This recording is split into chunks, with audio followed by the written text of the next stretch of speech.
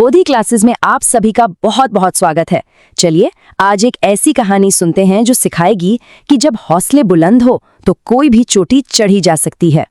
तो आज हम पढ़ रहे हैं CBSE क्लास 7 की इंग्लिश किताब पूर्वी से एक बहुत ही इंस्पायरिंग कहानी जिसका नाम है कॉन्करिंग द समिट। तो कहानी का नाम है शिखर पर जीत और ये कहानी है अरुणिमा सिन्हा की। एक ऐसी कहानी जो हमें हिम्मत, हौसले और कभी हार न मानने वाले जज्बे के बारे में बहुत कुछ सिखाती है। तो चलिए देखते हैं कि अरुणिमा की इस जबरदस्त यात्रा को हम कैसे समझेंगे।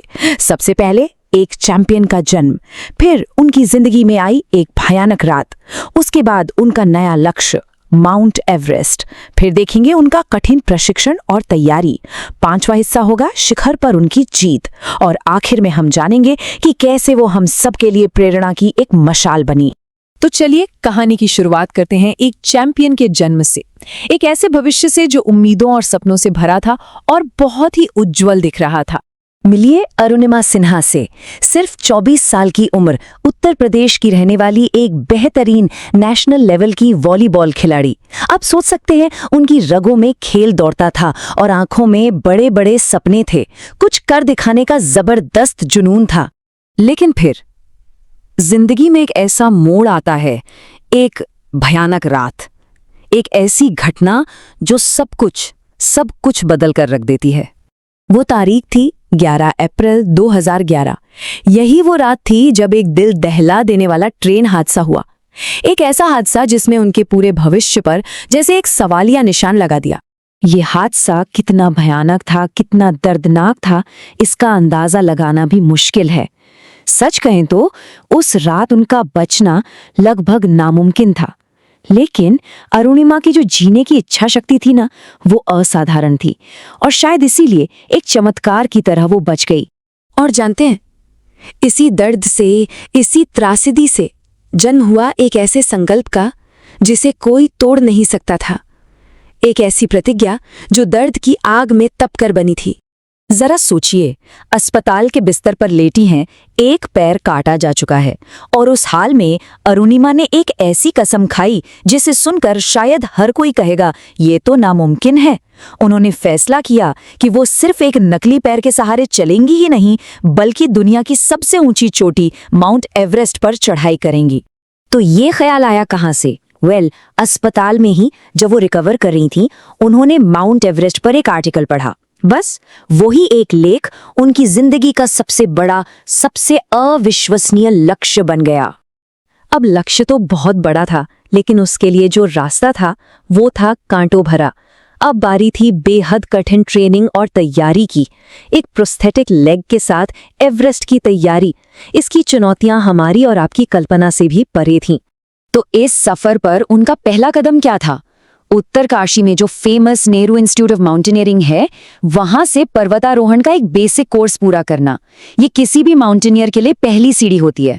बेसिक कोर्स तो बस शुरुआत थी, इसके बाद शुरू हुआ 18 महीनों का बहुत ही ज्यादा मुश्किल प्रशिक्षण। और इस सफर में उन्हें एक गाइड की, एक मेंटर की जरूरत थी। और उन्होंने किसे चुना? बछेंद्री पाल को। जी हाँ, वही जो एवरेस्ट पर चढ़ने वाली पहली भारतीय महिला है। बछेंद्री पाल ने अरुणिमा की हिम्मत को, उनकी आंखों में उस आग को तुरंत पहचान लिया और उन्होंने अरुणिमा से जो शब्द कहे वो सच में कमाल के थे। उन्होंने कहा, मेरी बच्ची, तुमने तो अपने अंदर के एवरेस्ट को जीत लिया है, दुनिया तो इसे बाद में देखेगी। क्या बात है! मतलब उन्होंने देख लिया था कि असली जीत तो फैसला करने में ही हो चुकी है। और फिर तमाम मुश्किलों के बाद, दर्द सहने के बाद वो पल आया जिसका सबको इंतजार था।